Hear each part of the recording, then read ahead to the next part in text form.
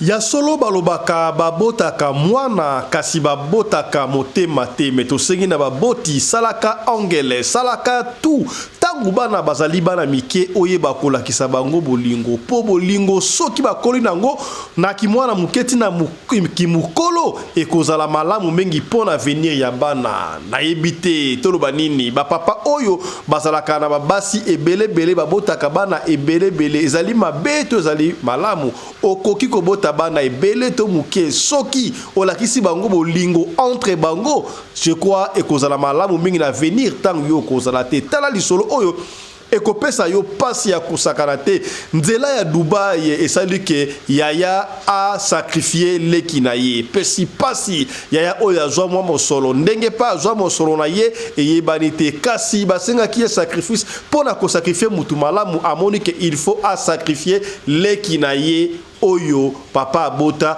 na mama mususu epesi pasi abosani ke azali ndeko na ye propre ya pona a sacrifier na Kinshasa esimbi te a préféré amema ye voyage ya Dubai pona akende ko sacrifier kuna kasi tanga kombaki na Dubai leki oyo akufaki ndenge nini ya yozali et si kozali wana peut-être grand frère na na business ya biso yo okokende Dubai kosombelanga biloko na kotindo vacances na Dubai salaka anglais on ne sait pas makambo e komindenge tali solo ya pasi otokobetela o lelo commerce que grand frère a sacrifié lekinaye pour na voyage à Dubai.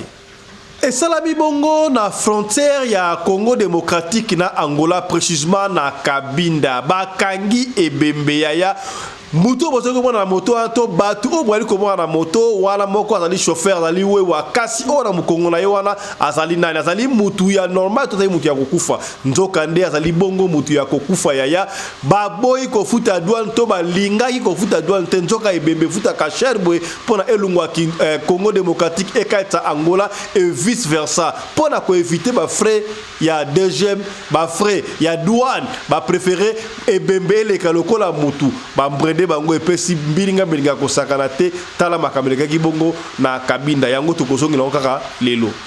Notre éducation est pourrie. On ne mérite pas d'être enseigné ce qu'on nous enseigne en République démocratique du Congo. Wana maloba oyo Inosbi a répondu qui lors d'une interview oya akorda qui confrère Moko au niveau de l'Europe. Est-ce que a-t-il raison de dire ça ou il a tort? C'est vrai ou c'est faux? Yango tokozongi la pena émission ya lelo.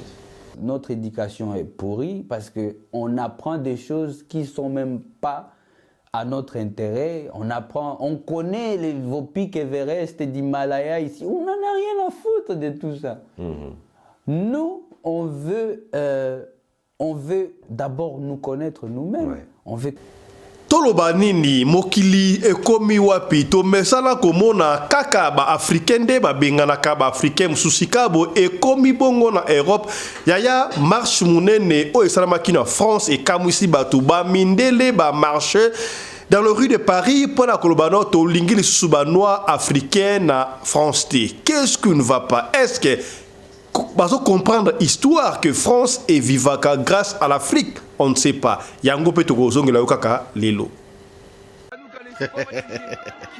On y est, mes chers amis, on y est. Hein? Vous, monsieur, qui dites « je suis français », vous, madame, qui dites « je suis française », bientôt vous allez comprendre, bientôt vous allez pleurer, bientôt vous allez chialer, mes chers amis. Vous voyez? On y est, hein? Vidéo moko ezotambola sur la toile et pas wapi ba la kisaki to ba pesaki le plus grand prix ya exode ya ba pays oyo et ça dans le monde entier ba tanga ki ba pays lokola ba Afghanistan et sika ba guerre ezali consort ba tanga ba Ukraine kasi butagana ki ngonga pepe singa mutu ko soit landa yo moko pona o comprendre to kolobela on pe na émission ya lelo. La guerre russo-ukrainienne. Des combats en continu qui obligent tous les jours des milliers d'Ukrainiens à quitter leur ville et à vivre sous terre. Une nomination évidemment pour le conflit israélo-palestinien, avec des centaines de milliers de Gazaouis qui n'ont plus de territoire. Notre troisième nomination revient à la guerre civile en Syrie. On ne les présente plus. Et le gagnant est... Attendez une minute. Et oui, personne n'en parle. Pourtant, ce sont les grands gagnants de cette année. Pour le prix de l'exode massif de civils, j'appelle sur scène la République démocratique du Congo.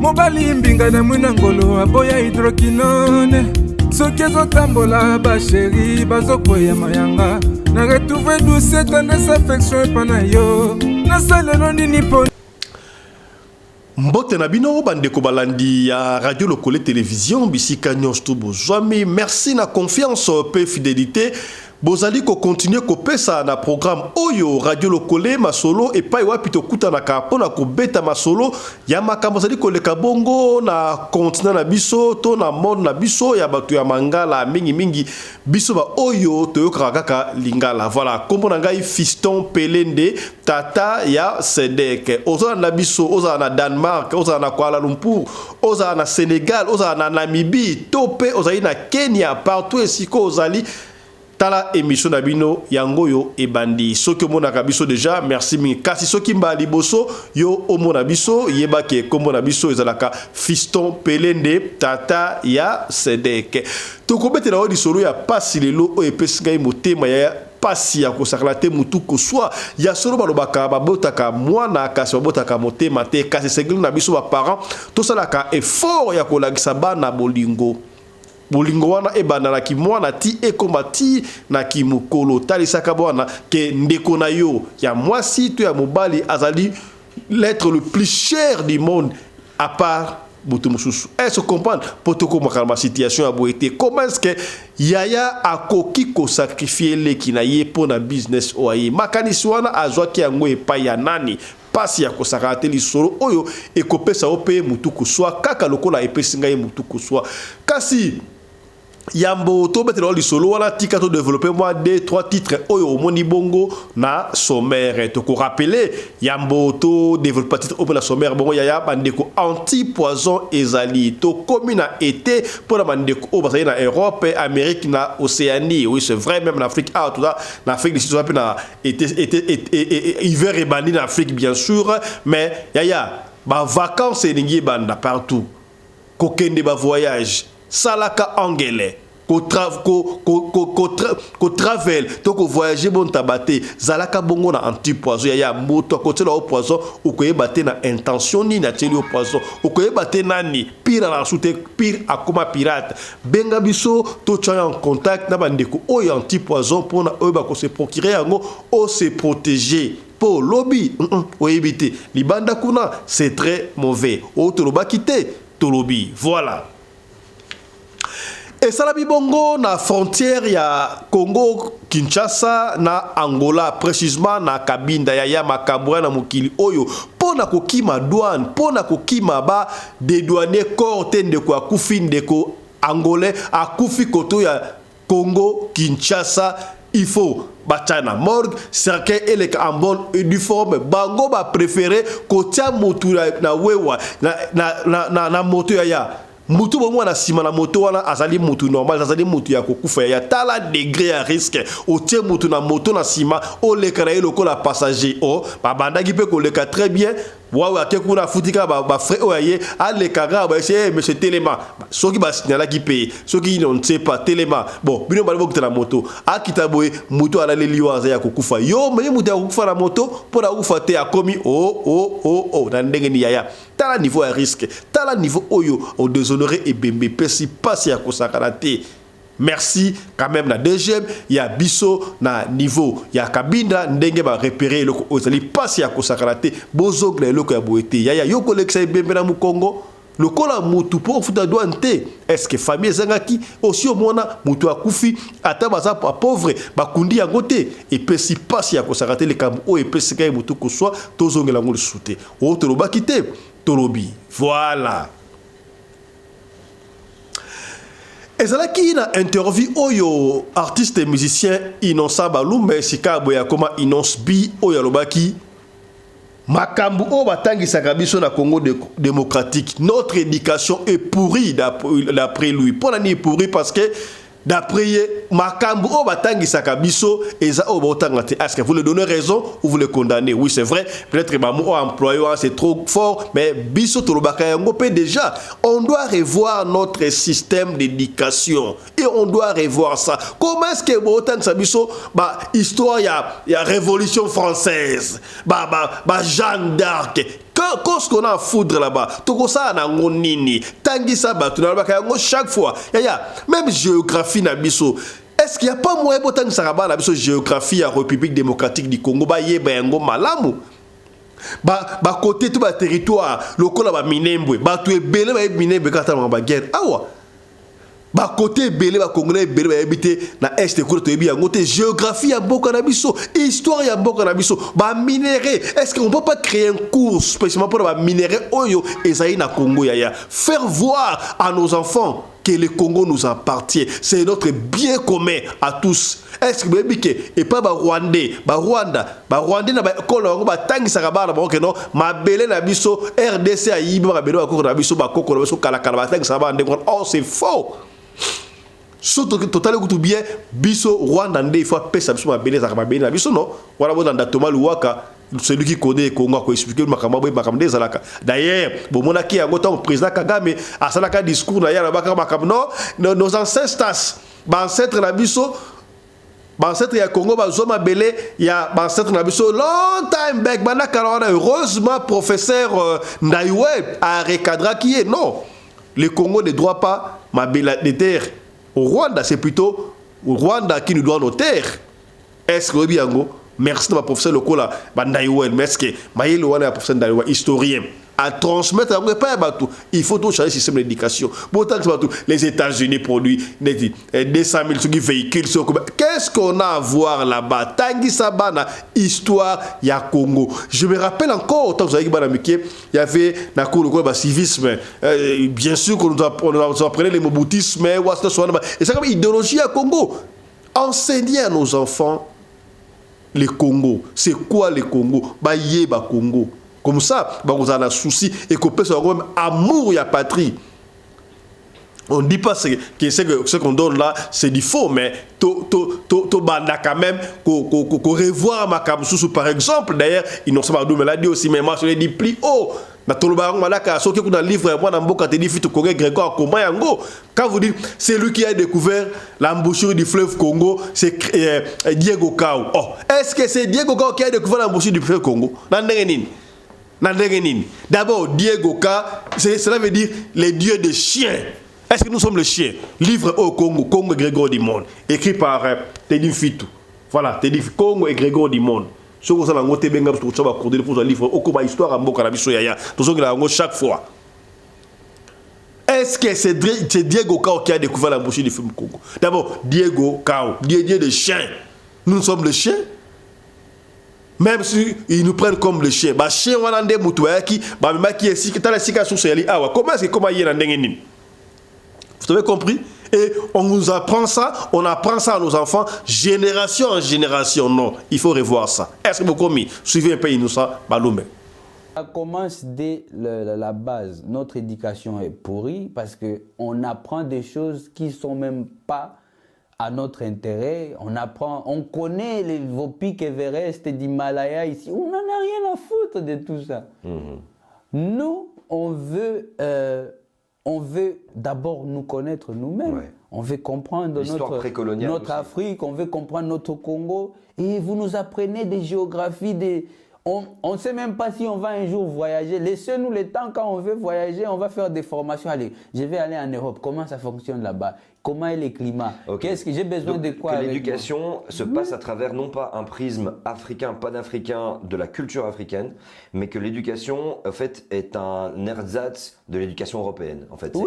C'est ça, c'est un transfert d'éducation occidentale vers l'Afrique en mode apprenez ça comme ça. Donc vous apprenez Léopold II qui a découvert le Congo. Léopold II. Et peut-être c'est pas ça au fait. Donc non, bien sûr c'est pas ça, bien sûr. Tout ce qui est là pour nous désorienter, pour nous déconnecter de tout ce qui nous est cher. Ouais. C'est ce que vous nous mettez dans des livres. On apprend, je ne sais pas, de Christophe Colomb. I don't know this dude. And I don't want to know him. Mais si, par exemple, je vais aux États-Unis, je cherche un lien que le Congo, par exemple, a déjà eu avec l'Amérique, on va peut-être me parler d'un certain Christophe Colomb qui était passé là. C'était, par exemple, on me dit, les premiers Américains qui étaient venus chez vous, c'était tel. Mais ne me dites pas que il a découvert, par exemple, le Congo, ou je ne sais pas, un Diego Cao a découvert l'embouchure du fleuve Congo. Il a trouvé des gens là-bas qui lui ont dit, allez, vas-y, suis-moi, je te montre, il y a une chute ou je ne sais pas quoi. Ouais. Viens, je te montre. Et il vient ici, il ignore tout parce que vous avez les médias. On a parlé de ça au début, la plus belle avenue du monde, Champs-Élysées. Qui a dit ça? Là, personne. Alors que Parce que c'est passé sur TV5, France 24, je ne sais pas... France 2, tu veux que je te dise Tolobakayango chaque fois yaya poto zalaka paradis te oui poto zali paradis te un jour mabe kokota tala mabe bandi kokota oui c'est vrai makambo e bandi depuis que les pays africains va se réveiller oui les pays africains doivent se réveiller parce que la liberté s'arrache il est temps que blanc l'homme blanc population na bango peuple na bango ayeba que sans l'Europe l'Afrique peut vivre, les Africains peuvent vivre, mais sans les Africains ou sans l'Afrique, l'Europe est indépendante. Bomoni, donc là, pays de la Niger, Niger, Akangi, Iranium naï, Bomoni courant et bani kokata en France. Et comme ici biso, français dans le riz de Paris, ça li marche, bengana. On ne veut plus les Africains sur le sol français. Na nengenini, c'est Simba. Mais ça là qu'anglais. Il y a toi au en France, au en Belgique, en Afrique, en étranger, États-Unis, il y a bisaka moi na qui aza africain. La culture na biso. Biso la ka moi là, il y a le lingala te, il y a lingala anglais, le français, il y a ayebaka lingala, ayebaka français pour un jour ba ko tuna ye. Est-ce que komi to solika pembe. Landa commerce ba français, ba manifester dans les rues de Paris pour na ba noir bazonga en Afrique. Suivez. On y est, mes chers amis, on y est. Hein? Vous, messieurs, qui dites « je suis français », vous, madame, qui dites « je suis française », bientôt vous allez comprendre, bientôt vous allez pleurer, bientôt vous allez chialer, mes chers amis. Vous voyez, on y est, hein? Des Français qui manifestent pour que tous les Noirs soient renvoyés chez eux. Des Français qui manifestent pour que tous les Noirs, tous les Africains soient renvoyés chez eux. Ils ont oublié l'histoire de la France où ils ne la connaissent pas.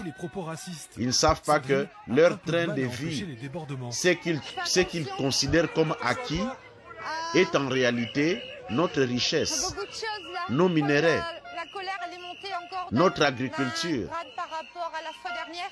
Vous avez abandonné votre pays, vous dites « Ah, ces affaires-là de l'Afrique, là, du Congo, là, ces pays-là, je ne veux même plus en entendre parler. » Comme si la France est le pays dont vous a donné ou vous a laissé en héritage votre grand-père ou votre grand-mère. Bokoyo Keloko. Bientôt, vous allez comprendre. Lorsque l'on vous dit « Écoutez, occupez-vous de votre pays, chassez l'occupation, neutralisez l'occupation, ben vous ne voulez rien savoir. Bien au contraire, vous allez vous trémousser à danser dans les concerts pendant que les Ukrainiens se battent pour leur pays. Les Ukrainiens ne sont pas encore installés.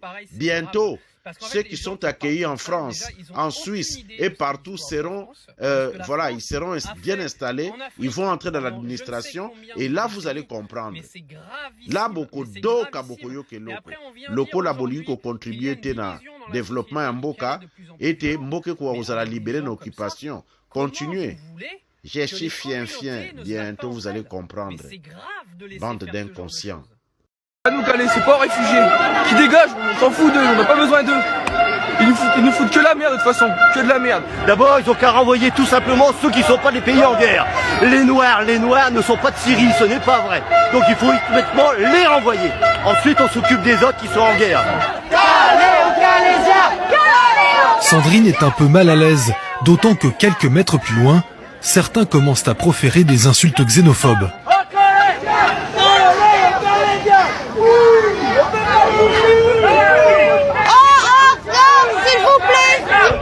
Les manifestants avaient pour consigne d'éviter les propos racistes. Sandrine a un peu de mal à empêcher les débordements. Je fais attention. Faites attention à quoi? À beaucoup de choses là. Je crois que la colère elle est montée encore d'un grade par rapport à la fois dernière. Donc je fais attention que ça dérape pas. Les manifestants arrivent devant l'hôtel de ville. La cible de leur colère, c'est la maire de Calais, Natacha Bouchard, accusée d'avoir laissé la jungle se développer hors de tout contrôle. Ouais.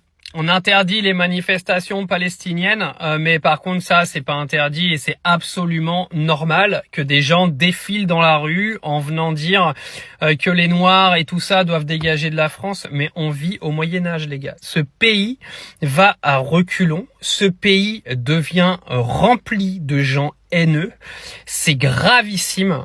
Franchement, c'est gravissime d'entendre des discours pareils, c'est grave. Parce qu'en fait, les gens qui parlent comme ça, déjà, ils ont aucune idée de ce qu'est l'histoire de la France, de ce que la France a fait en Afrique pendant je ne sais combien de décennies, mais c'est gravissime, Et après, on vient dire aujourd'hui qu'il y a une division dans la société et qu'elle est de plus en plus violente. Mais avec des gens comme ça, comment vous voulez que les communautés ne se battent pas entre elles? Mais c'est grave de laisser faire ce genre de choses.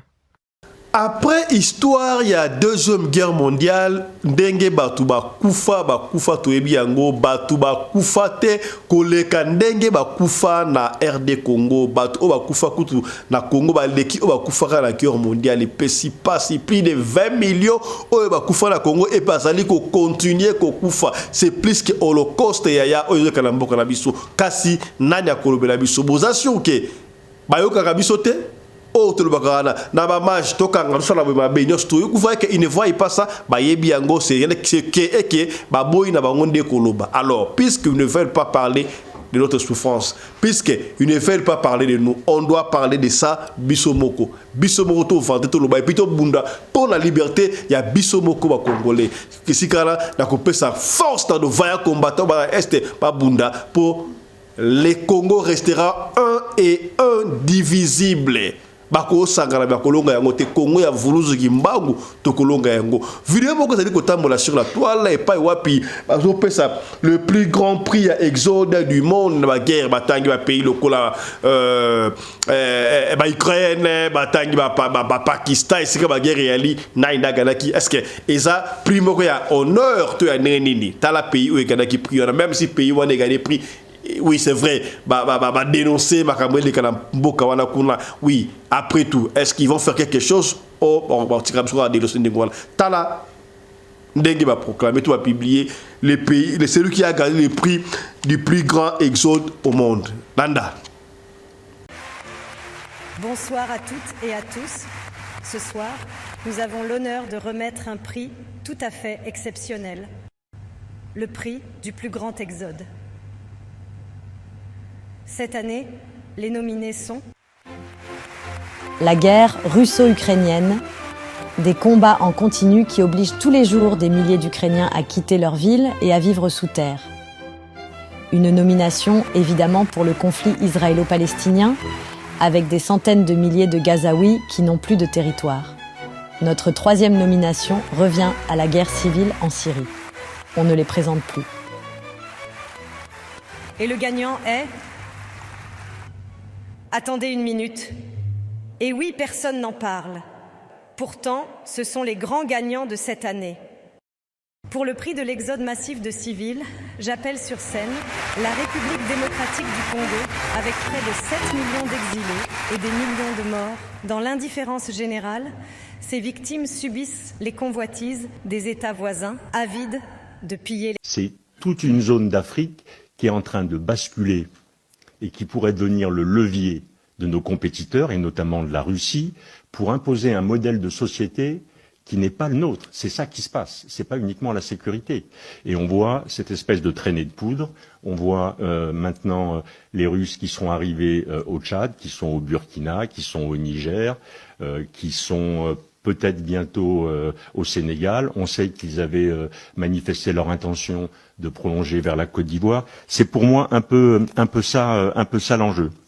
Du coup, si notre pays a l'intention de continuer à peser ou de conserver une forme d'influence dans cette zone-là, il est clair que ça n'apparaîtra pas dans les champs physiques. Je pense que l'option militaire, ou la présence militaire, ou la visibilité militaire ne sera plus un critère pour développer cette influence. Je pense qu'elle reposera sur les champs immatériels. C'est dans ce domaine-là qu'il faut investir. Et globalement, en le résumant, il faut passer d'une stratégie démonstrative et bruyante à une stratégie discrète et une stratégie d'accès. C'est à mon avis ça l'enjeu. Et tous les acteurs que vous avez réunis ici, mais bien d'autres, devraient participer à cette stratégie, si jamais c'est bien notre stratégie. Pour mettre ça en œuvre, ça suppose 3 ou 4 conditions. Ya lisoto kobetela yo e salami bongo na ville province ya Kinshasa bandeko oyo bazali bana ya matete. Bana ya matete oni britannique, est-ce que bozali awa bokota boyoka? Bazali bana ya bafala na matete me bazali bongo batu ya bandundu précisément na ville ya Kikwit boyebi na Kikwit papa oyo bazalaki na mwaka tuku bianza soki bana basilisi ba mita bango na Kinshasa alors na Kinshasa babandai ko vanda bongo na matete na quartier Mutoto matete zaradeni ba quartier yango benga ba veni yango benga ba quartier n'est-ce pas bango bazalaka na Mutoto. Alors qu'est-ce qui s'est passé? Papa na bango abotaki ndeko na bango moko na mama mususu. Bazalaki la famille au fil du temps. Alors grand frère na bango ya liboso chance suraki, on ne sait pas par quel moyen azwa kimbongo na ye akomaki na ba boutique azalaki o ba bongsa ba pine ba wana ba kwado azalaki kwado e konso kwado puis chance sourire akomi côté ka pine afungola aussi ba teka pine ba dépôt o ba teka ba pine consortir ko sala akoma pene ba dépôt ya masanga, voilà quelque chose comme ça. Donc il était très bien. Alors, on ne sait pas comment ça s'est passé. Bouyebi, ceux qui boyaient d'abord 2 mamans, 3 mamans, au comment la maman, ceux qui basali mouté à malam, ou on a beaucoup beaucoup de la bourse à la cabine, mais ceux qui maman, ça maman, ça n'a poursuivi maman, a malchance, yo, à lingaka, beaucoup de la de la note, et la cabane, à s'arrêter, bouyebi makambu, na alikolo bawana, beaucoup isolé. Alors, papa, va n'être que ça, les forts balagnos surtout, beaucoup de la calendrier na bango. Moi, na oyo, azalaki ya mama mususu oyo babande ko vanda na Mutoto. Na Mutoto ezalaki esika oyo likama ezoye babande ko vanda mususu wana babande ko vanda babenga ngoni siki ngilima ba côté moko to ba ngilima je crois ba côté wana ba ngoni ostu famille kaka na matete.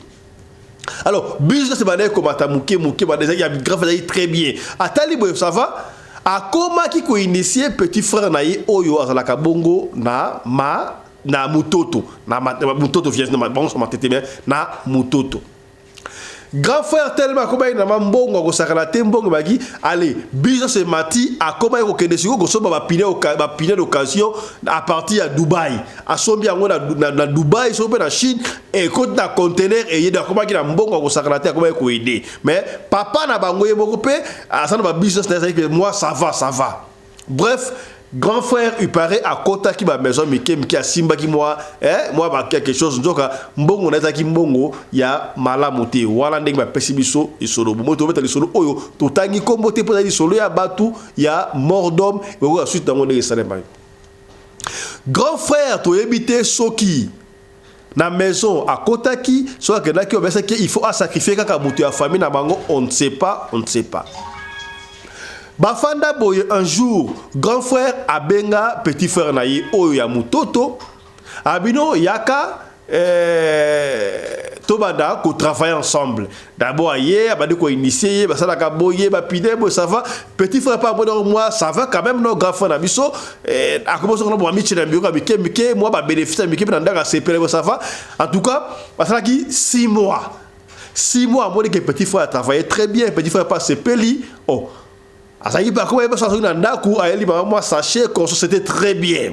Alors, grand frère proposa à son petit frère yoka ruse o asalaki bayeli mabe abi petit frère en tout cas la moni 6 mois au travailler très bien na lingi na tinda yo vacances au Kende na Dubaï pour na 2 semaines au Kende kopema grand frère au tinda nga Dubaï là Kende ko somba biloko to la Kende ko habiter au Kende ka vacances wala cadeau na pêche ça comme petit frère na ngai en tout cas la CPL au Kende mais ko yebisa papa te mais ça papa te au moment matin maman ko yebisa papa dans ça alali koto y a pas de problème maman la bino ko yebisa ndeko ya mutoto pe petit frère kazoki pa na bango ne sengo wala si mama ndezali awebi ke grand frère abino alingati na vacances na Kende Dubaï pour na 2 semaines pour na salir musala kitoko mama abino mais ça problème t'es un grand frère na yo soka mon ko sali bien y a pas de problème kene na yo y a pas de problème mais abi singa na sa papa te abi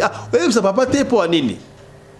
Bon, ça va peut-être, papa, il n'y a pas de souci, ça papa, à la grande fois, il n'y a pas de souci, déjà. Bref, grand frère a ça la démarche, a bimi passeport, boyebi visa, il y a Dubaï, en ligne, consomme ça visa, à visa, il y a Dubaï. Asaleli makambo nyonso to abino au Kende uta aéroport yo moko ya mukolo ya pas de problème visa na promoté jour père au Kende ndeko petit frère ya mutoto ba ke gotika na aéroport grand frère ya Kenda quitté akei quand même na aéroport akena mama na bango na baleki na ye musumbale ba ke ti na aéroport ya Njili ba koma bena boy rien non comment est-ce qu'il a voyagé n'est sa papa t'endengeni papa fait que on a voyagé quand même après tout maman a dit oui papa a gotik là une persistance de on a voyagé non benga papa petit frère ya mutoto a téléphone à benga allô papa pour papa voyager un peu mingi papa peut à dans l'intérieur tout papa ça peut dans business naïe allô papa comment tu vas oh c'est comment fils comment tu vas pour papa moi je t'informe que je pars à Dubaï. Tu pars à Dubaï quand? Non, je pars déjà, je voyage dans 2 heures du temps. N'a déjà goûté dans l'aéroport en Njili. Awa, n'a ça checking rabi papa. Toi tu veux voyager, ngai tata na yo, oyebi singelo ko moko te pona nini. Oyebi te bisu zali batu ya bandundu.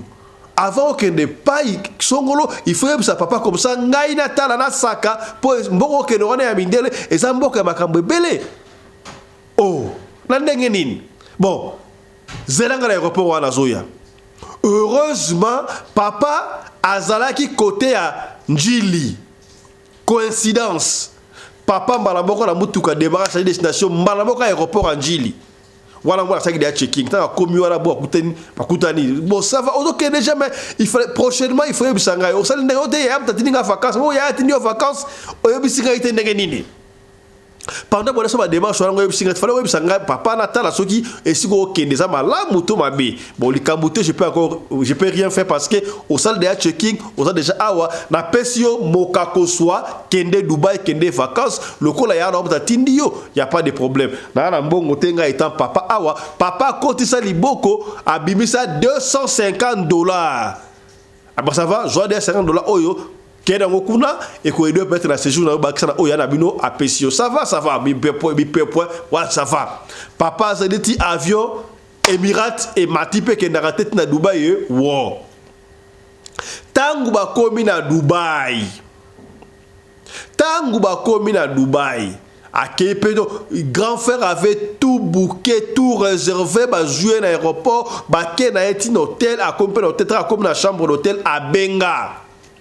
Allô papa, comment tu parles? Je téléphone à papa, non papa, je suis bien arrivé, écoute dans l'hôtel. Ah ouais, Dubaï qui te comme bah grand ciel, en tout cas Dubaï le la poto, bah solo li a kosakanate.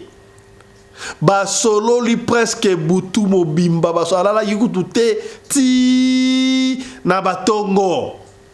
Bah solo li. Mo sikoyo petit frère oyo ya mutoto. Kaka na basona papa ay papa na ko pas mutu passe muki etalaka to la lité to soli butu matuka c'est très bien na lingina se reposer moi muki Comme ça, je vous rappelle encore ce qui n'a la mouki. Papa, il n'y a pas de problème, il n'y a pas de problème. Donc, réjouis-toi, ok, vacances, il n'y a pas de souci. Ce que la mouki, au benga, très bien. Petit frère Alali. Pourquoi tu as le peu Naba 12h. Toke neba 13h. Papa Zalaki Nandaku. Avec la phone et les lits. Nani a bengi na non moi na ya bengi pour na papa et puis moi na muki quand même moi na muki alinga sola ça va mon fils ayo kana kati muta solo ba anglais na Dubai wala ba anglais le spa azolo ba anglais hello ba anglais wana lekeli papa et bien anglais te abi ba anglais bo ndenge ni qu'est-ce qui ne va pas wala ba anglais bo ndenge ni.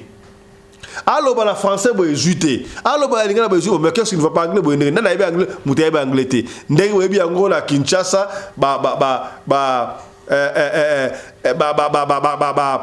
centre anglais pe comment les belé dans chaque quartier quand même muta ba anglais azali ça va bon rapidité bo benga na nous moi na mama intel ko na bi anglais ba ki ko benga moi na mama intel ko ba venir sata ko bango ba ye tanga ye bo pesi allo oui baso le boni oyo toboli numéro ya suka oyo mobile oyo garçon oyo abana ko sola ba comment papa téléphone à papa na ye oui téléphone à papa na ye c'est vrai bon OK to bengi ye poto ebisa ye ke kolo téléphone oyo akufi to okuté akufi tangu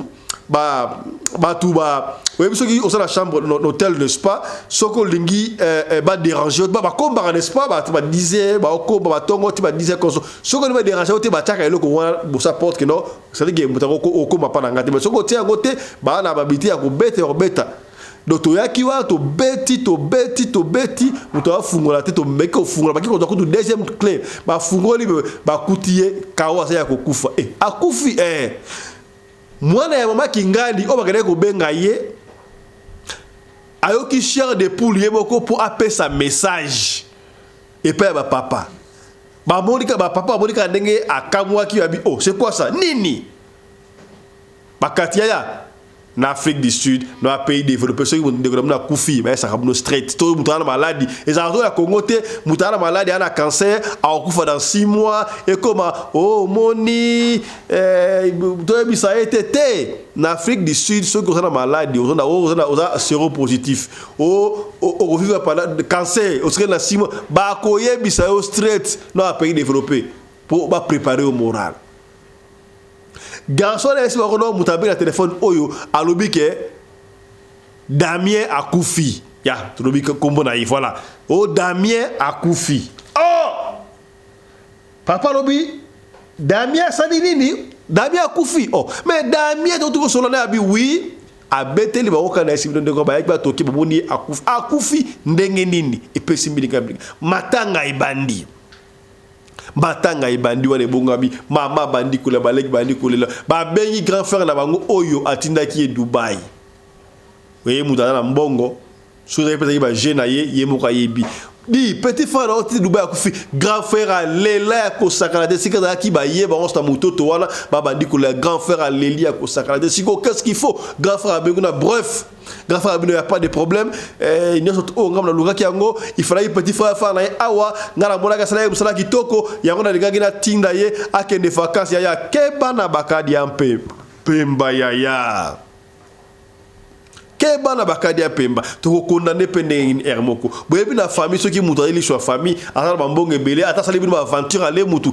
ezalaka difficile muta mbongo o kangaye o lobande bozo banga soko isi yo mutole mutu a pia osumbongo te okomi ezalaka dengo ate ceux qui mutu asala bambongo ale mutu bo isi bo plakele kambwana yo osumbongo to kima grand frère na bango asala makamune so abi asala makabutu ndenge balobi écoute un peu 15 à 17 000 15 à 17 000 dollars pour na Kore Lumbakuna et ya na Kinshasa na Dubai pour yebi yango no pays développé en Afrique du Sud awa balongola na kati ba sadaka balongola bloko tu akati pour na Kore pour la te ba tongi kana des la ba tongi yango de ya tango ko Rwanda eye komi awa papa nzoka sepela ki te putizivi papa sepela ki tabi mwana nga oya kufi boye ndenge nini biso toza bato ya bandundu mwana kokufa te koko na bango azali do papa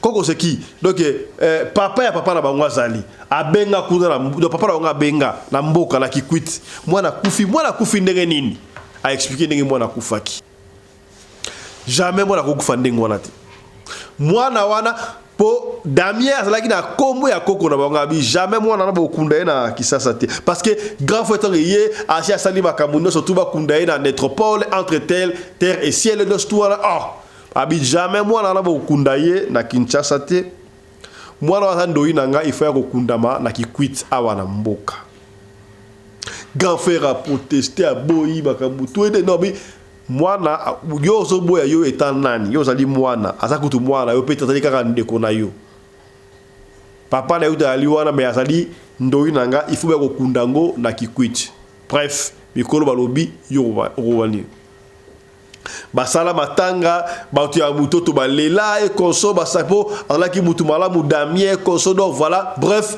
Damien cercueil et batake na cercueil non cercueil à partir de ma yésuki et bememenge outil poto et komi balinga go fungola te ba fungola te ba fungola na bango même so go fungola te za ka ndengo wana premier te ba fungola yango te na Kinshasa mais tant que komi na mboka baleli na mboka kaka desa wana koko ndoi na ye ya mwasi pe ya mobali ba cousin surtout ba famille ba au total 7 koko abi 7 koko ba sepela kite na liwa ya Damien balobi pendant que matanga salamat basali matanga balali na mboka desa kala tongo la babi boke de kunda no koko bako babino avant okunda cercueil wana avant okunda Damien bo fungola cercueil wana grand frère aboya abi jamais boko fungola cercueil te e monde outé mikili ya poto ba fungola kate abi tolobi bo fungola cercueil wana jamais koko na ngai akufi ndenge wana ndoi na ngai na tala na vitre te ngai fona simba nzoto na ye ebi bakoko ka ndi balaka ngai fona simba nzoto ya koko na ngai avant bokende kokunda ye oyo asali ye boye akomona makambo wana grand frère aboya boye grand frère atamboka na bagara de corps bo fungola balingi te bo fundo talaka mutana bagara de corps et puis mutu ya mbongo mutu abaka tuku bianza batu bazobanga ba fungola le batu makasi ya baboyi bakoko babino do bino lokola boleki biso makasi bino lokola boleki biso no makasi bolingi te fungola cercueil ça va les kamute mais oya sali makambu oyo yemoka koyeba mais cercueil wana okende cimetière te soki bofungole yango te bakoko balongo baki kofana na coin bakoko baye siko ça va okunda corbière ye batombola cercueil boye cercueil to momate batombola boye rien pour grand frère na mbongo te alouaki mena bato ba cercueil wana ba chance ba cercueil o bata lokola ba sécurité wana batombola bana boye rien batombola bana boye rien 10 minutes après yaya akamwana mukili o kifinuku ya ngomoko ya cercueil poa et pumbo ya ngomoko et quoi pour bale pou bato ba panzani Damien na kati bato so bakimi bakoko siku ba ye koko wana siku aye ndoi na ye koko na nga simbie na mutu koko na ngai yo kendaki congé na mboka mindele okomi kaka boye osepelite bazuyo mobimba boye asimbi abi oya zuyo topesi kaka 3 jours oya sali boye topesi 3 jours aleki koko mso ya simbi tous les 7 koko basimbi abi ça va boka nga cercueil boke de kunda 3 jours bakanga cercueil bakenda bakunda Damien batakisa pe bazongi na bango bazongi souci jour à liboso leki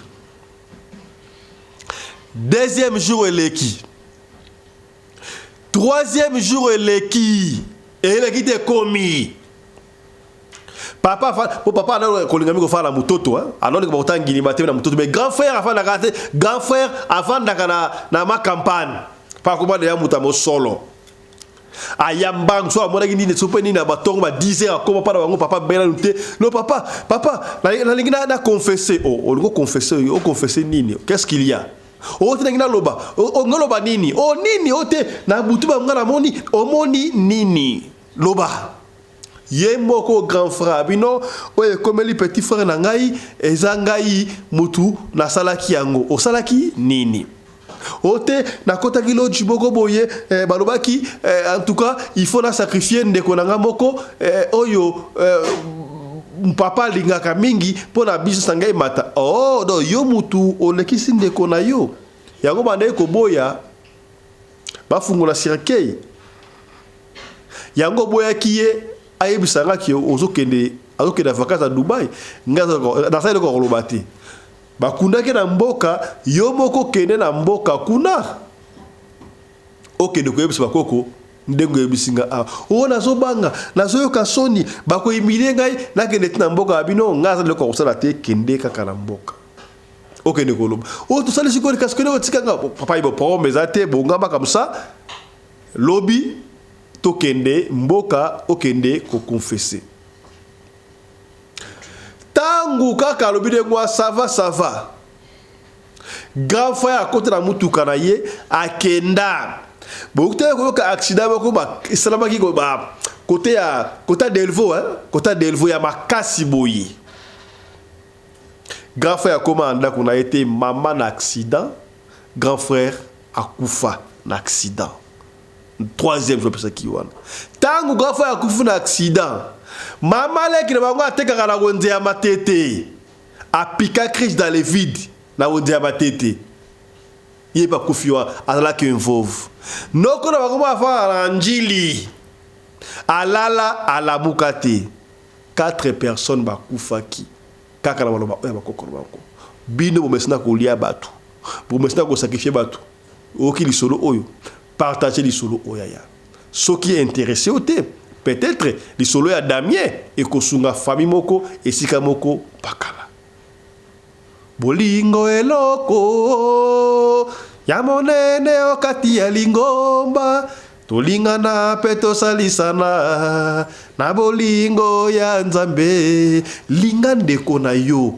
lokolo milinga kayo moko est-ce que eza normal bino bandeko oyo sacrifier ndeko na yo papa sacrifier bana na yo mama sacrifier mwana na yo na ndenge nini isolo ya Damien était ya bino tala tosuki awa pona lelo soki lisolo oyo etuki mutema na yo limbisa biso to beti lisolo kaka to tangi kaka kombo ya Damien bana ya matete ya mutoto bayebi lisolo oyo bandoko belaki kwit bayebi lisolo oyo to beti yango na ndenge ya respect pour ça solo ya batu mordom partager yango peut-être ekosunga ndeko moko songolo esika moko pakala yo pe mutoto la biso soza lisolo ko pesa benga biso pesa de solo to ko bete yango kaka ndengo ligi to beta yango to suki a pona lelo portez-vous bien santé de fer à tous chap chap et tchara.